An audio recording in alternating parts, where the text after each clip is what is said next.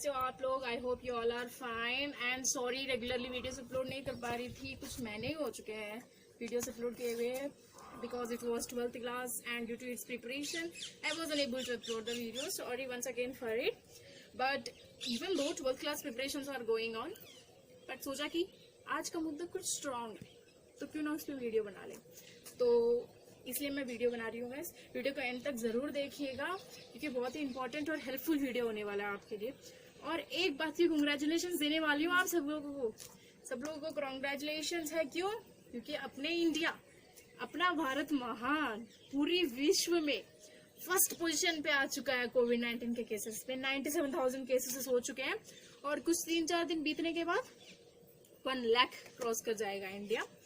तो जैसे आप लोगों को पता था कि अनलॉक 4 में स्कूल खोलने की सोची गई थी, लेकिन डिसीजन नहीं लिया गया था उस टाइम। गवर्नमेंट ने कहा था कि सितंबर एंड तक हम लोग स्कूल्स क्लोज रखेंगे, बट लेकिन कुछ दिनों पहले न्यूज आई है कि 21 सितंबर से हम स्कूल खोलेंगे, मतलब पार्शियली स्कूल ओपन होंगी। आप सबके डाउट्स होंगे कि कब खुलेगी, क्यों खुलेगी, कैसे खुलेगी और कौन सी क्लासेस के लिए खुलेगी और कौन से रूल्स एंड रेगुलेशंस होंगे, ये सब बताऊंगी। तो अकॉर्डिंग टू मी ये 21 सितंबर को ये जो स्कूल खोलने का प्रोग्राम सोचा गया है ये हार्मफुल हो सकता है, केसेस बढ़ेंगे शायद बच्चों के। तो कुछ लोग मतलब मुझे बताया है कि कुछ लोगों ने कि गवर्नमेंट ऐसे ही थोड़ी ना कोई रूल पास करती है, उसके बारे में सोचती है, उसके बेनिफिट्स, उसके मेरिट्स, डीमेरिट्स दोनों देखती है। तो मुझे तो इससे मेरिट नजर नहीं आ रहा है, मुझे तो डेमेरिट्स ही नजर आ रहे हैं। शायद आप लोगों को इसमें मेरिट्स नजर आया तो प्लीज कमेंट सेक्शन में नीचे मुझे जरूर बताइएगा कि आपको क्या मेरिट्स नजर आ रहे हैं इसके अंदर। तो आप लोग जैसे देख रहे हैं स्कूल भी खुलने वाले हैं, चलो मान लिया। बाजार खुल चुका है, चलो ये भी मान लिया। और पहले तो यूपी में सैटरडे तक बंद रखा था, कर्फ्यू लगाया था, लॉकडाउन लगाया था, फिर सैटरडे को ओपन कर दिया, फिर संडे को रखा था, आप संडे भी ओपन कर दिया। मतलब 7 डेज बाजार और सब खुलेंगे। मतलब हमारे एरिया में जो मार्केट मैंने देखा था पूरा ओपन है, ना कोई मास्क लगाता है। बहुत ही रेयर पर्सन मिलता है जो आपको मास्क लगाते हैं। तो ये सब खुल तो रहे हैं लेकिन खतरा बढ़ रहा है, खतरा घट नहीं रहा है। ये खतरा ऐसे जाएगा, आप देखिएगा, मेरी बात याद रखिएगा कि ये नीचे की तरफ नहीं आने वाला, आगे की तरफ आने वाला है। तो चलिए हम लोग अपने मेन टॉपिक पे बात कर लेते हैं कि 21 सितंबर से स्कूल कैसे खुलेंगे। तो फर्स्ट क्वेश्चन ये आता है कि किस बच्चों की स्कूल खुलेंगी। तो इसका आंसर ये है कि सिर्फ 9 to 12 के जो बच्चे हैं उनकी स्कूल खुलेंगे। और ये बात याद रखिएगा स्कूल पार्शियली खुल रहे हैं, मतलब आपकी क्लासेस निकलने वाली नहीं है। अगर आपको टीचर से कोई गाइडलाइंस चाहिए या आपको कोई प्रॉब्लम आ रही है सब्जेक्ट के अंदर तो आप वो पूछने जा सकते हैं। अब ये नहीं है कि बैग टांग लिया और जाएंगे, चलो हम लोग तो स्कूल जाने वाले हैं आज, ऐसा नहीं है, पहले की तरह नहीं है। तो क्वेश्चन मार्क आगे होगा कि अब क्यों पहले की तरह क्यों नहीं है। सेकेंड पॉइंट, रिटर्न परमिशन होगी पेरेंट्स की रिटर्न परमिशन होगी कि हम अपने बच्चे को स्कूल भेज रहे हैं।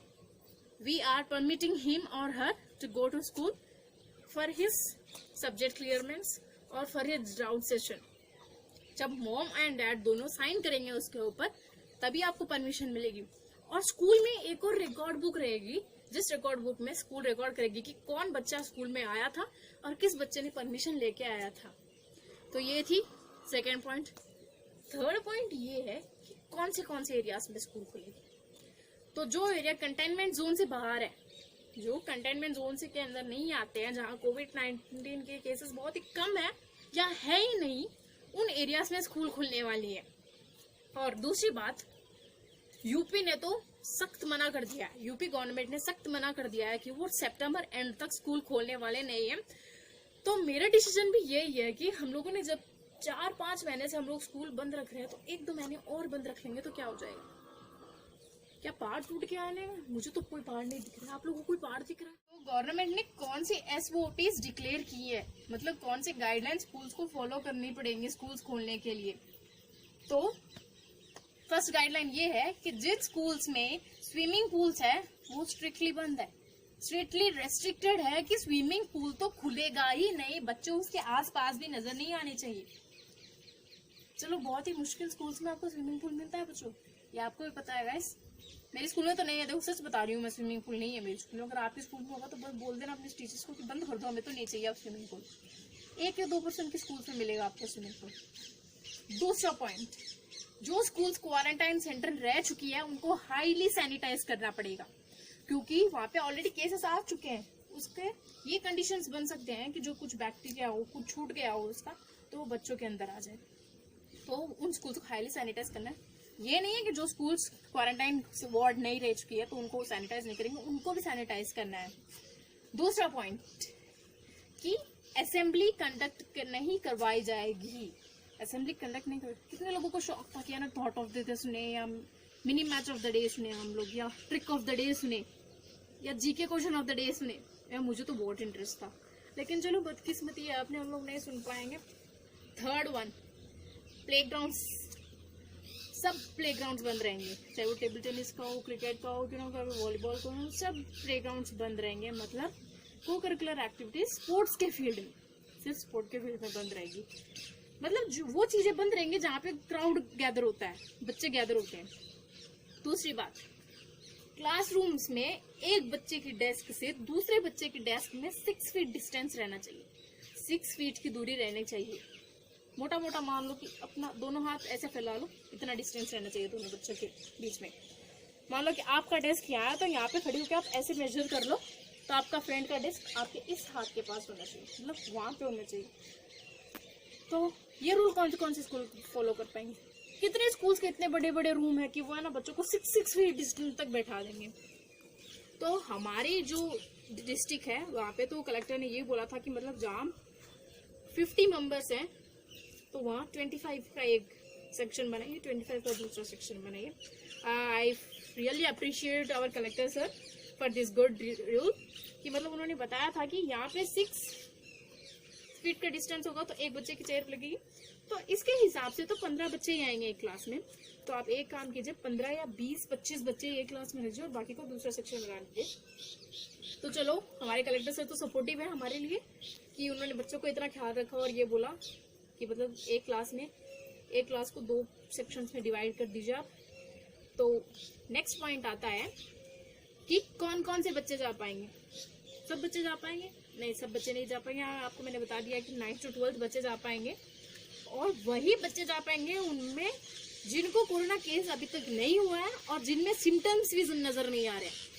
मतलब जो बच्चा अभी स्कूल में जाने वाला है, परमिशन लेके पहले तो उसका टेम्परेचर चेक करेंगे, फिर उसका टेस्ट लेंगे। टेस्ट तो चलो मैंडेटरी है, टेम्परेचर तो जरूर चेक करेंगे। अगर उसमें कोई सिम्टम्स नजर आ रही है, उसकी बॉडी में सिम्टम्स नजर आ रही है कोविड-19 केसेस की, तो उसको हाईली रेस्ट्रिक्टेड है वो बच्चा, वो नहीं आ पाएगा। सिर्फ बच्चा ही नहीं, चाहे वो गवर्नमेंट ने बताया कि चाहे वो एम्प्लॉय क्यों ना हो, चाहे वो स्टाफ मेंबर ही क्यों ना हो, चाहे वो टीचर ही क्यों ना हो, चाहे वो स्कूल का प्रिंसिपल ही क्यों ना हो, बिना मतलब चेकिंग के वो अंदर नहीं जा पाएंगे। मतलब उनको अगर किसी के अंदर सिम्टम्स नजर आ रहे हैं तो उन्हें अंदर नहीं जाने देना है।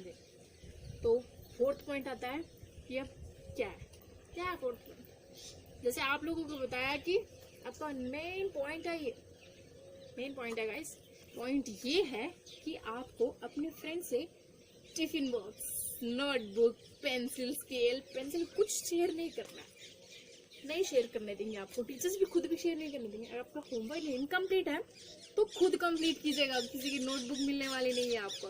तो ये थिंग्स जो शेयरिंग करते हैं वो शेयरिंग नहीं होगी और गैदर नहीं हो पाओगे आप।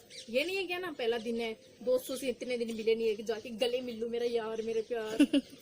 तो 5th पॉइंट ये आता है कि टीचर्स को कितना बुलाया जाएगा। सिर्फ 50% स्टाफ को बुलाया जाएगा, मतलब पूरे एम्प्लॉयज जो है स्कूल के, सिर्फ उनमें से 50% एम्प्लॉयज को बुलाया जाएगा स्कूल में। और फिर 6th पॉइंट ये आता है कि वॉशरूम्स को है ना हर हाफ एन आवर में क्लीन करना पड़ेगा, और वॉशरूम में बच्चों के लिए सोप और सैनिटाइजर रहना जरूरी है। सैनिटाइजर दूर की बात, कई स्कूल में तो सोप ही नहीं रहते।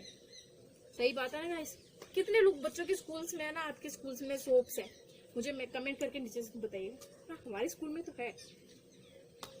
4th पॉइंट ये आता है, 4th पॉइंट नहीं 7th पॉइंट, भूल गई यार, मैं तो भूल गई यार आजकल लॉकडाउन में।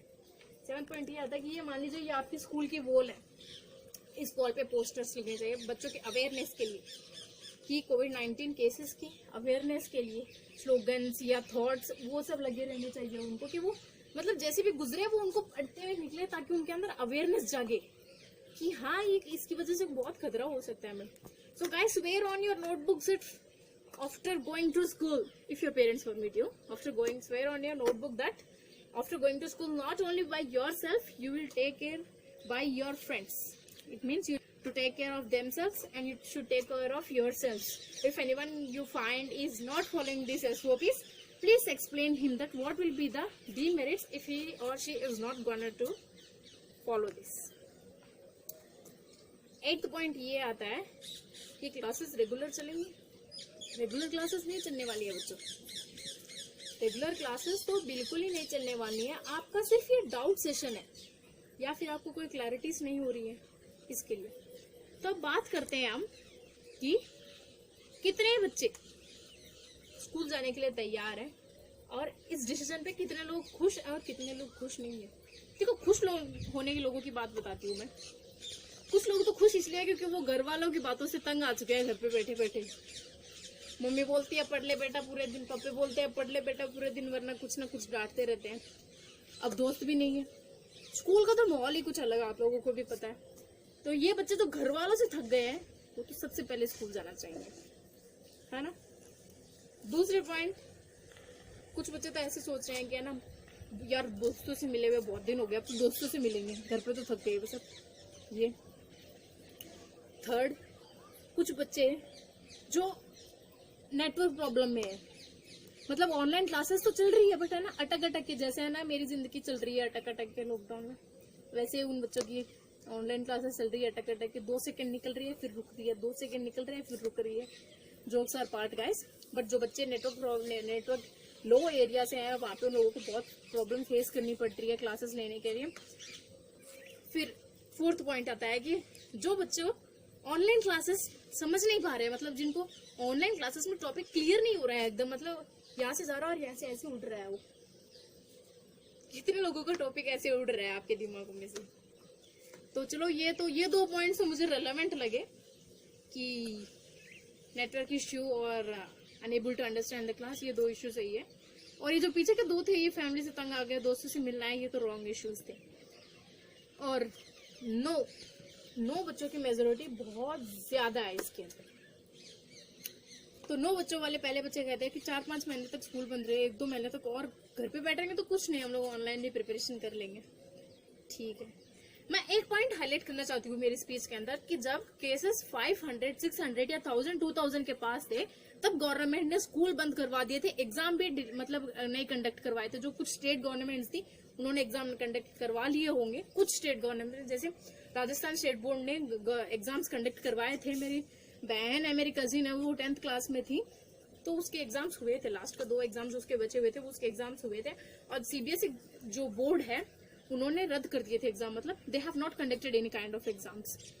तो पॉइंट ये है कि जब कम केसेस थे तब आप एग्जाम कंडक्ट नहीं करवा रहे हो, स्कूल बंद कर रहे हो, और जब केसेस बढ़ रहे हैं, दिन ब दिन ज्यादा हो रहे हैं, तो एग्जाम कंडक्ट करवाने की, डेट इश्यू करवाने की सोच रहे हो और फिर बच्चों को स्कूल रीओपनिंग करवा रहे हो.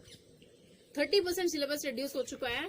चलो ये तो मानना है, पर ना वो कहाँ से रिड्यूस हुआ है, मोटा इतना सब्जेक्ट टॉपिक्स में से निकाला है, क्या यूज होगा बच्चों को? कुछ यूज नहीं होला. ऑनलाइन क्लासेस में कितने बच्चे सक्सेसफुली पढ़ पा रहे हैं, सक्सेसफुली पढ़ रहे हैं, कितनों को समझ में आ रहा है. वो चलो मान लीजिए कुछ पेरेंट्स तो हैं कि बच्चों को अलाउ नहीं करेंगे स्कूल जाने के लिए और कुछ अलाउ कर देंगे, तो घर पे बैठे हैं वो, उनकी क्लासेस डिले हो रही है. चलो मैंडेटरी है. The main point is that no one from the school will force you to come to the school. It's mandatory for you either to attend online classes or take the classes live at school. But no school can force you. If any school is forcing you, then you can complain against it. The main point of this is that the government has issued that no school will force any student to come to the school. Okay, I agree with this point. But कितने बच्चे रहेंगे? बच्चों को online में problem face हो रही है. Government ये नहीं सोच सकती है कि थोड़ा बहुत सिलेबस और कम कर दें हम बच्चों का, या फिर एग्जाम को पोस्टपोन कर दिया जाए. चलो हम ये नहीं बोल रहे कि हमें एग्जाम नहीं दे रहे हैं, हम लोग एग्जाम से डर रहे हैं, हम लोग प्रिपरेशन कर रहे हैं हमारी. लेकिन प्रॉब्लम ये है कि जितना प्रिपरेशन हम स्कूल में कर सकते थे उतनी प्रिपरेशन हमारे घर पे नहीं हो रही है. This is the main problem. The preparation which we can do at school, it's unable to prepare by us at home. जिस बच्चे का 95% टारगेट, 95 तो चलो मान लीजिए, अभी तो कम ही है इस जनरेशन में, तो पेरेंट्स 95 को बहुत कम मानने लगे हैं. 98% टारगेट था स्कूल में, और वो यहाँ पे घर पे बैठ के 95% टारगेट बना रहा है अपना। क्यों? क्योंकि उसे पता है कि ऑनलाइन क्लासेस में उसका उतना फेस नहीं कर पाया। चलो ऑनलाइन क्लासेस में कितने कितने बच्चों के डाउट क्लियर होंगे, और कोई बच्चा तो नेटवर्क इश्यू से मतलब क्लासेस छूट रही है उसकी पूरी। I don't think that students are preparing successfully to online classes. और सेकेंड पॉइंट ये आता है कि कुछ बच्चे बोलते हैं कि हेल्थ इज वेल्थ, कि हमारी हेल्थ पहले है, हम लोग स्टडीज तो बाद में भी कर लेंगे। वेरी गुड एंड एक सल्यूट टू दोज कैंडिडेट्स जिन्होंने बोला कि health is wealth. I finally appreciate them that they have taken a good decision. चलो कितने लोग मानते हैं हेल्थ इज वेल्थ? बहुत कम लोग मानते हैं। आज के जनरेशन में तो सब लोग पढ़ाई के पीछे पड़े हुए हैं कि मतलब कुछ पेरेंट्स ऐसे हैं ना कि बच्चा बेटा पढ़ ले पूरे दिन उसके पीछे पड़े हुए रहते हैं कि पढ़ लो। उसको इतना ये नजर नहीं आता है कि हम लोग बच्चे पे इतना स्ट्रेस दे रहे हो तो उसके दिमाग पे हालत पे क्या जोर पड़ने वाला है। 8-9-10 घंटे बच्चों को बैठा के पढ़ा रहे हो आप, और वो भी इस लॉकडाउन में जहाँ पे आप फैमिली में कितनी नॉइस होती है, फाइनली उसके कितने डिस्टर्बेंसेस होते हैं। वो घर पे 8-9-10 घंटे पढ़ ले तो भी स्कूल के बराबर नहीं पढ़ सकता है वो बच्चा, बिल्कुल नहीं पढ़ सकता है। कुछ पेरेंट्स ऐसे हैं ना जैसे उनके बच्चों की परसेंटेज ही उनके लिए मायने है, जैसे उनके बच्चे मायने नहीं है। दे वांट द परसेंटेज, चाहे बच्चा वो नहीं देखते हैं कि बच्चे की हालत क्या हो रही है उस परसेंटेज के चक्कर में, वो रट रहा है या उसको नॉलेज ग्रैब कर रहा है उसके लिए। They don't want this. चलो ये तो दूसरा बात है, मैं वीडियो को ज़्यादा लॉन्ग नहीं बनाना चाहती हूँ।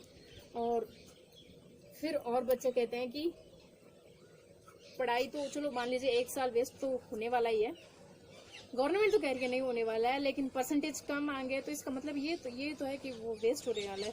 और फिर कंपार्टमेंट एग्जाम्स के भी इतनी फैसिलिटीज नहीं है कि फिर से मार्कशीट चेंज करने वाले हैं, वो एक और मार्कशीट देने वाले हैं उसके अंदर, तो ये कोई यूज नहीं है उसका फिर। सो बच्चों कितने मतलब है ना, 5 साल का बच्चा है उसे समझाओगे नहीं समझ में आएगा। चलो मान लो वो तो 5 साल का है, लेकिन क्या 15 साल 16 साल 17 साल के बच्चों को भी आप रोक पाओगे स्कूल में जाने के बाद में कि अपने दोस्तों से बात मत करना, अपने दोस्तों से दूरी रखना? Will it be possible? मुश्किल ही लग रहा है मुझे तो, बहुत मुश्किल लग रहा है ये तो। अकॉर्डिंग टू मी मुझे तो ये लगता है कि है ना बच्चों, गाइस घर पे बैठिए, पढ़ाई करिए, जितना हो सके उतना घर पे बैठने की कोशिश कीजिए, कि मतलब ऑनलाइन क्लासेस प्रीफर कीजिए। और बात आई बोर्ड एग्जाम्स की, उसकी टेंशन की, तो देखिए मैं भी 12th स्टैंडर्ड में हूँ, मैं भी आप जो प्रॉब्लम फेस कर रही हो वो मैं भी फेस कर रही हूँ। I am also from science stream, but problem ये है कि हम लोग कुछ नहीं कर पाएंगे अभी। अगर आप स्कूल जाना चाहते हो और अच्छे परसेंटेज लेके आना चाहते हो तो सोचो भगवान करे ऐसा ना हो, सोचो आप परसेंटेज के चक्कर में स्कूल जा रहे हो और आपको कोविड-19 हो गया, फिर क्या है? परसेंटेज थोड़ी ना देखे जाएंगे आपके, जब इंसान ही नहीं रहेगा तो परसेंटेज किस काम आएगा फिर। So the main reason of this video preparation is guys, मैं नीचे कमेंट लीव करने वाली हूँ मेरे वीडियो के नीचे। जब मैं वीडियो अपलोड करूंगी तब मैं कमेंट लीव करूंगी कि you wanna open the schools, you don't वाना रीओपन द स्कूल्स। मतलब जो बच्चा ओपन करवाना चाहता है वो ओपन पे लाइक कीजिएगा, और जो ओपन नहीं करवाना चाहता है वो जिसने नहीं ओपन करना है उस पे लाइक कीजिएगा। चलो देखते हैं कि किसकी मेजोरिटी ज्यादा निकलती है। सो गाइस अगर मेरी बात मानिए तो घर पे रहिए, आपके पास ऑप्शन है कि आपके साथ साथ ऑनलाइन क्लासेस भी चलने वाली है, फोर्स नहीं किया जाएगा आपको स्कूल से, और असेसमेंट्स होंगे जो आपके वो भी ऑनलाइन क्लास ही कंडक्ट करवाए लिए जाएंगे, और टेस्ट भी ऑनलाइन क्लास कंडक्ट करवा लिए जाएंगे। और एक और पॉइंट बताना भूल गई मैं आपको कि जो बच्चों की नो मेजोरिटी थी उनमें मेन रीजन ये है कि मेन पॉइंट ये था कि आप ऑनलाइन एग्जाम क्यों नहीं कंडक्ट करवा लेते हैं। चलो 1 साल वेस्ट मत कीजिए, ओके हम लोग अग्री करते हैं, ऑनलाइन जो फाइनल बोर्ड एग्जाम होगा वो ऑनलाइन एग्जाम कंडक्ट करवा लीजिए, हमारे प्रैक्टिकल्स ऑनलाइन कंडक्ट करवा लीजिए, असेसमेंट्स ऑनलाइन कंडक्ट करवा दीजिए। तो मेरे इंस्टाग्राम पेज पे मुझे इतने रिक्वेस्ट आई थी, इतनी कमेंट्स आई थी कि जो एग्जाम्स होने वाले हैं, जैसे हमें पता है कि 70 मार्क्स का पेपर होता है तो 30 मार्क्स का प्रैक्टिकल होता है, तो वो बताया गया था कि 30 मार्क्स का पेपर कर दीजिए और 70 मार्क्स का प्रैक्टिकल कर दीजिए। तो अगर केसेस ऐसे ही बढ़ रहे हैं तो आई होप कि इस पॉलिसी को सीबीएसई फॉलो करेगी और दूसरे स्टेट गवर्नमेंट्स भी फॉलो करेगी।